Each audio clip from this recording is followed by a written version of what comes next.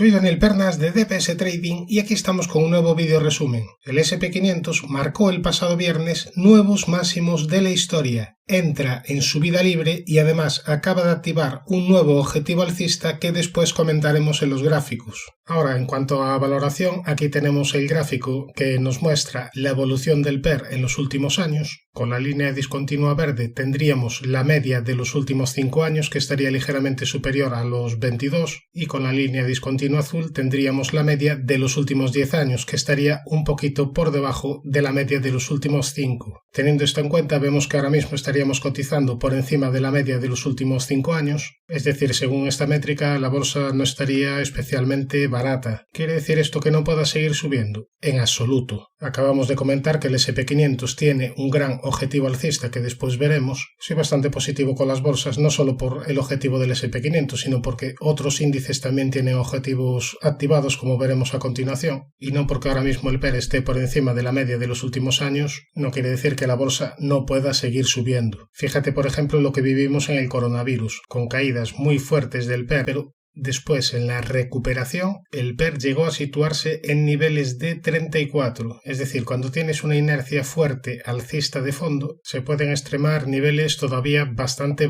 más. Ahora, aquí estamos hablando de PER de los últimos 12 meses de beneficios. Si nos vamos al PER Forward, es decir, el PER que tiene en cuenta la estimación de beneficios de los próximos 12 meses, aquí la media de los últimos años estaría sobre 19 y la media de los últimos 10 años estaría por debajo. También estaríamos cotizando por encima de la media de los últimos años. Bien, pero ¿qué pasaría si los beneficios de los próximos 12 meses sorprenden al mercado y aumentan mucho más de lo esperado? Bueno, pues que realmente el PER no estaría tan elevado como está ahora. Es decir, sea porque incremente los beneficios más de lo esperado o porque continúe habiendo una expansión de múltiplo, correcciones de corto plazo aparte, yo soy, como he dicho, positivo a medio plazo. Ahora, dentro del comportamiento del SP500, aquí tenemos el peso de las 7 magníficas, es decir, Apple, Microsoft, Alphabet, Amazon, Nvidia, Meta y Tesla. Con la barra roja tenemos el peso en diciembre de 2022 y con la barra azul tenemos el peso en diciembre de 2023. En global, hace un año pesaban el 20% y ahora están pesando el 28%. Y este aumento de peso de las 7 magníficas en el SP500 se da en cada una de las 7 compañías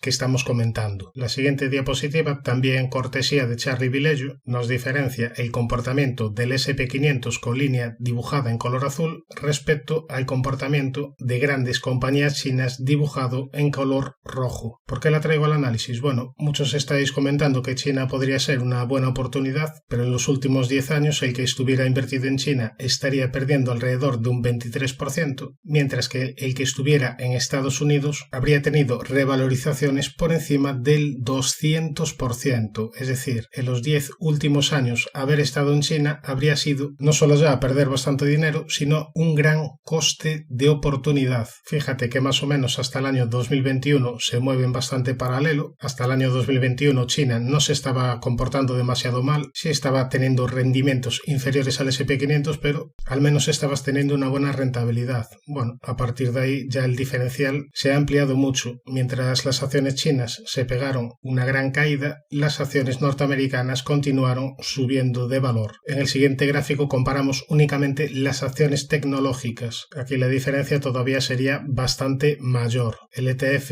SP Technology desde el año 2014 habría tenido una revalorización superior al 500%, mientras el ETF tecnológico chino habría tenido caídas superiores al 10%. Y aquí también llamaría la atención el comportamiento a partir del año 2021. Fíjate que desde aquí las acciones chinas se desplomaron, mientras las americanas continuaron subiendo. Bien, Daniel, pero después de tantas caídas en la bolsa china, en algún momento va a tener que rebotar, ¿no? Estamos de acuerdo. En algún momento va a tener que rebotar. El tema es saber cuándo. ¿No sería más fácil ir a favor de tendencia? ¿No es más fácil ir a lo fácil, sincronizarse con el mercado y a partir de ahí intentar obtener ganancias? Ahora nos vamos a ver la encuesta AA-II. No la hemos visto la semana anterior porque prácticamente no no hubo ningún cambio, pero el pasado miércoles tenemos que el porcentaje de alcistas se ha reducido del 48,6% al 40,4%, mientras que el porcentaje de neutrales aumenta del 27,2% al 32,9% y el porcentaje de bajistas aumenta ligeramente del 24,2% al 26,8%. Es decir, se está regulando un poquito el sentimiento del mercado. Eso sí, aquí no están contempladas todavía las subidas del pasado jueves y del pasado viernes. Bien, visto un poco el contexto, nos vamos ya a los gráficos, nos vamos a lo importante. 2 segundos para el disclaimer.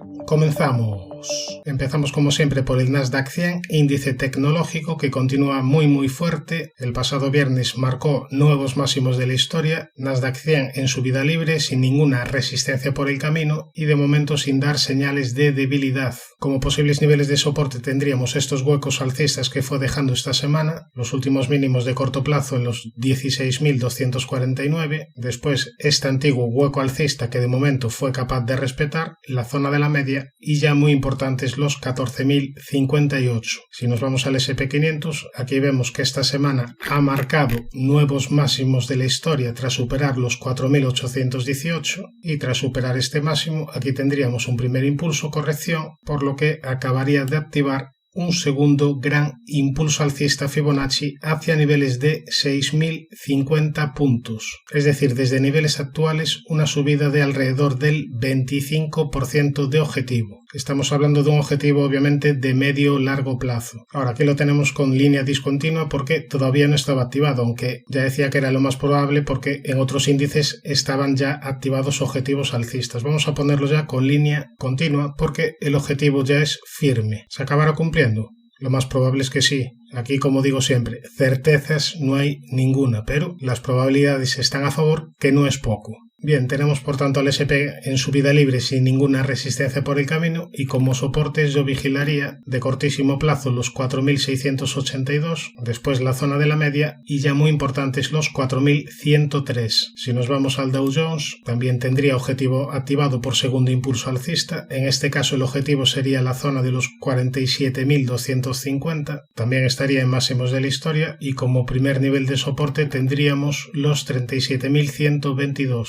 Después soporte importante en la media y en los 32.327. Si nos vamos al Russell 2000, índice de empresas de pequeña y mediana capitalización de Estados Unidos, vemos que todavía sigue con el objetivo pendiente, objetivo por doble-triple suelo hacia niveles de 2.408 puntos. Después de esta última subida ha venido corrigiendo, pero lo más probable es que se reanude la tendencia alcista. Tiene primera zona de soporte los 1.903, la zona de la media y muy importantes los 1.644 puntos. Nos vamos para Europa, DAX, índice alemán. Bueno, pues aquí también tenemos objetivo por segundo impulso alcista activado, hacia niveles de 19.720 puntos. Objetivo de medio-largo plazo. En el corto plazo ha hecho un pequeño techo en la zona de los 17.003, a partir de ahí está consolidando un poquito la gran subida previa, pero lo más probable es que una vez termine esta consolidación se reanude la tendencia alcista. Por tanto, nivel de resistencia en el DAX los 17.003 y después esta directriz que viene uniendo máximos. Primer nivel de soporte los 16.330, después esta zona sombreada en el entorno de los 16.060 que además también coincidiría con la zona de la media y ya por último, muy importante para largo plazo, los 14.630. Si nos vamos al Eurostoxx, aquí también tendríamos objetivo por segundo impulso alcista pendiente hacia niveles de 5.300 puntos. Es decir, estamos viendo que tanto en Europa como en Estados Unidos tenemos varios índices con objetivos alcistas pendientes. Ya lo comenté la semana pasada, que haya varios índices que estén mirando en la misma dirección, como analista técnico me hace ser positivo para medio-largo plazo. Ahora, ¿pediría un crédito en el banco para comprar acciones y hacerme millonario? Bueno, si tuviese la certeza 100%, obviamente sí que pediría un crédito. Aquí certezas, repito, no hay ninguna. Probabilidades a favor, si las tenemos, lo más probable es que continúen las subidas, pero la bolsa es incertidumbre y aquí no hay garantías. Bien, niveles a tener en cuenta en el Eurostoxx. Como zona de resistencia los 4.593, vemos que ahora mismo está teniendo una pequeña consolidación de corto plazo y como zona de soporte tendríamos la primera en los 4.374, zona de la media y muy importante la zona sombreada amarilla, la que decíamos zona muy importante de medio-largo plazo. Desde aquí han venido las últimas subidas y por tanto desde aquí sería muy importante no perder esta zona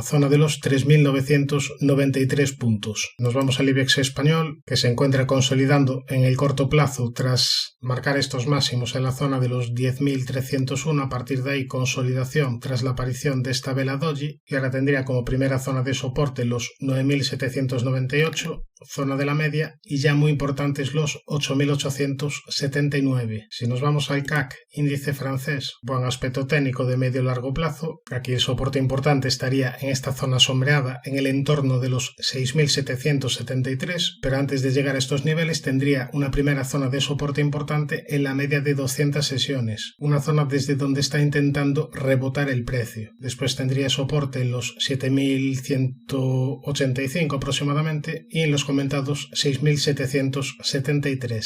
Nos vamos al MIB, índice italiano, también con objetivo alcista por segundo impulso hacia niveles de 33.900 y en el corto plazo un poquito lateral. Tendría primera zona de soporte los 29.925, después la zona sombreada en el entorno de los 29.757, zona de la media y directriz que viene uniendo mínimos. Zona de resistencia los 30.863. Nos vamos a ver el aspecto técnico del VIX, índice de volatilidad, donde aquí decíamos que la zona de la media era zona de resistencia y bueno, desde aquí han venido las caídas de volatilidad el jueves y el viernes, lo cual ha favorecido el rebote de los últimos días en la bolsa americana. Por tanto, primera zona de resistencia, zona de la media y los 15.55. Zona de soporte los 11.61. En el apartado de acciones vamos a ver varias compañías que me habéis pedido. Vamos a empezar por Arthur Gallagher, compañía que se encuentra en tendencia alcista y además tendría un objetivo activado, objetivo por canal ascendente rota al alza. El objetivo sería la zona de los $275,60. En el corto plazo ha venido corrigiendo tras la aparición de un hombro cabeza a hombro, a partir de ahí caídas relativamente importantes y ahora ha venido una recuperación. La recuperación de momento se ha frenado en la antigua zona de soporte, sería importante dejar atrás esta zona de los $240. Si deja atrás la zona de los $240, después tendría resistencia en los 249 y por último en los máximos históricos que pasaría por los 253,42. Primera zona de soporte los 218,63, la directriz que viene uniendo mínimos, los 197 y los 173,63. Nos vamos a ver la situación de AstraZeneca, en este caso vamos a ver el gráfico en dólares. Aquí tenemos el gráfico en tendencia alcista, realizando mínimos y máximos crecientes mientras sea capaz de respetar estos últimos mínimos en el entorno de los 51,57. Esto para medio y largo plazo. Es cierto que los últimos meses está bastante lateral, estamos cotizando a niveles de marzo-abril del año 2022 y es cierto también que aquí nos ha dejado un hueco bajista que es la primera zona de resistencia junto a los niveles de 71,5 aproximadamente. Como zona de soporte yo vigilaría los 61,23, es decir, esta zona sombreada azul y después la directriz que viene uniendo mínimos. Nos vamos a una acción que podría estar interesante como es CBRE Group, una acción que tendría activado objetivo por rectángulo rota al alza. El objetivo sería la zona de los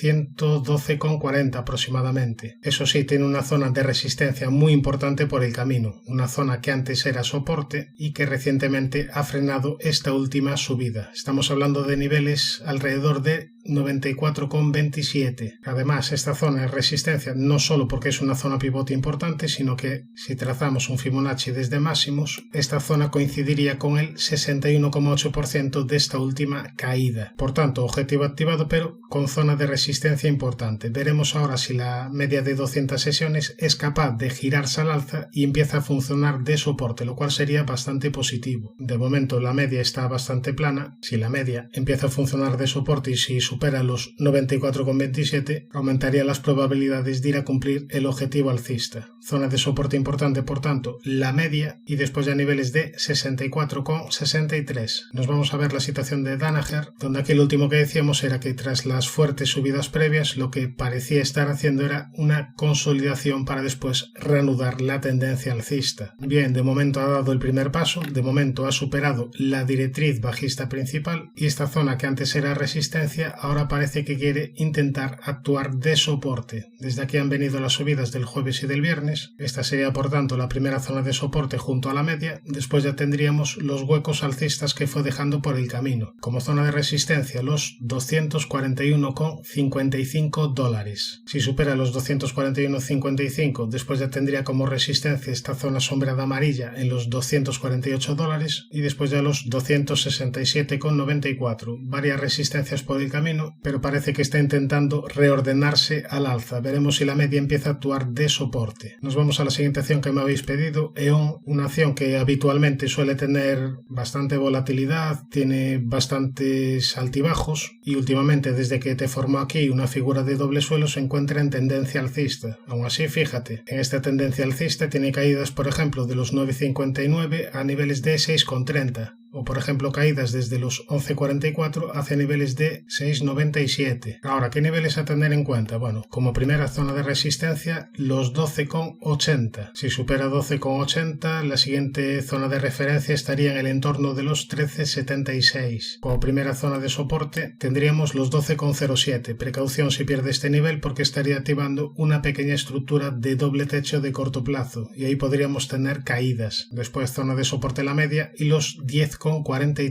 Nos vamos a ver la situación de Hermès. El sector del lujo en general últimamente no se está comportando demasiado bien. Ya vimos la semana pasada el aspecto técnico de Louis Vuitton. Tampoco Moncler ahora mismo está demasiado bollante, aunque ya he comentado que a medio y largo plazo soy bastante optimista con este tipo de compañías de calidad. Bien, ¿y qué niveles a tener en cuenta en Hermès? Como primera zona de soporte tendríamos los 1788, es decir, una zona que antes era resistencia y aquí de momento ha frenado las últimas caídas. Si pierde esta zona ya tendríamos como zona de soporte los 1641. Si el precio cayese hasta esta zona y en la zona de 1641 viniese un rebote, esto se convertiría ya en un gran canal lateral. Como zona de resistencia la primera estaría en el entorno de los 1890 euros y por último nos quedaría la resistencia de máximos históricos en el entorno de los 2064 euros. Nos vamos a ver la situación de Rivian, fortísimas caídas en Rivian y en el corto plazo tampoco está demasiado bollante. Aquí te dejó un hueco bajista que llamaba la precaución, después traspasó como mantequilla la zona de la media y ahora veremos si es capaz de agarrarse a esta zona de soporte de los 15,12. Ya de perderla, el siguiente posible nivel de soporte al que agarrarse estaría en la zona de los 11,68. Primera zona de resistencia a la media, el hueco bajista y la zona sombreada amarilla en el entorno de los 24,87.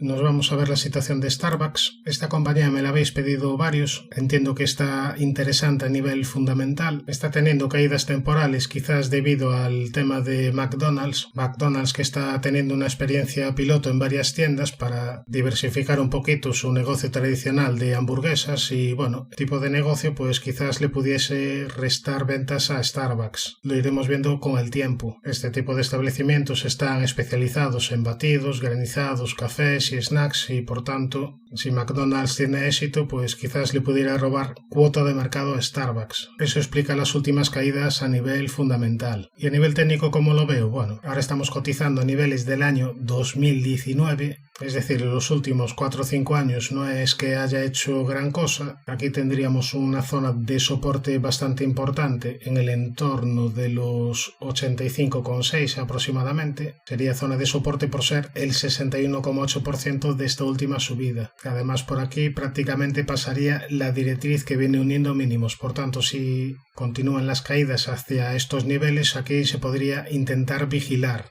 por si te da alguna señal alcista. Ya por el lado de resistencias tendríamos la zona de la media, la directriz que une máximos y niveles de 107,66. Nos vamos a la siguiente, Upstart Holdings, una compañía que viendo el gráfico ya te dice que hay que tener bastante precaución con ella. Fortísimas caídas desde niveles de 401 a los mínimos que marcó en los 11,94, es decir, poca broma. Se trata de una acción bastante volátil. Aquí la última señal la dio tras la activación de una divergencia alcista que acabó cumpliendo. Previamente te había avisado con un doble triple suelo que también cumplió, y más allá de intentar aprovechar estos posibles rebotes cuando se forma algún tipo de figura, no me parece una acción demasiado interesante. La media de 200 sesiones está bastante plana, tendría como zona de resistencia los 49,62, zona de soporte los 19,84. Nos vamos a ver la situación de Walmart, que se encuentra encuentra en tendencia alcista realizando mínimos y máximos crecientes con el último mínimo relevante en el entorno de los 113,27. Antes de llegar a los 113,27 también tiene zona de soporte importante en la doble directriz que viene uniendo mínimos. Ahora en el corto plazo tendría primera zona de soporte en los 149,54, primera zona de resistencia, el gran hueco bajista que te dejó en la sesión del 16 de noviembre. Mientras no se rellene este hueco yo tendría precaución. Después ya tendría resistencia en los 169,31. Bien, hoy como novedad, en vez de analizar eurodólar y materias primas, vamos a ver la situación de Bitcoin y Ethereum. Próximamente realizaré una encuesta en el canal para ver qué tipo de activos os interesa más. Aquí estamos para que el tiempo nos rinda a todos y así de esta forma me estaréis ayudando para ver si queréis que suba un tipo de contenido u otro. Bien, yéndonos ya para el gráfico de Bitcoin, aquí lo tenemos. Aquí la última vez que lo analizamos ya pasaron bastantes semanas y bastantes meses. Estábamos por aquí, decíamos que la media de 200 sesiones era zona de soporte y desde aquí ha venido una fuerte reacción del precio. Activó hombro cabeza hombro invertido que ya estaría cumplido y esta zona que antes era resistencia aquí te formó soporte cuando fue de nuevo a visitarle el precio. Desde la zona de la media vino otro nuevo rebote, se superó la zona de resistencia, a partir de ahí nueva extensión alcista.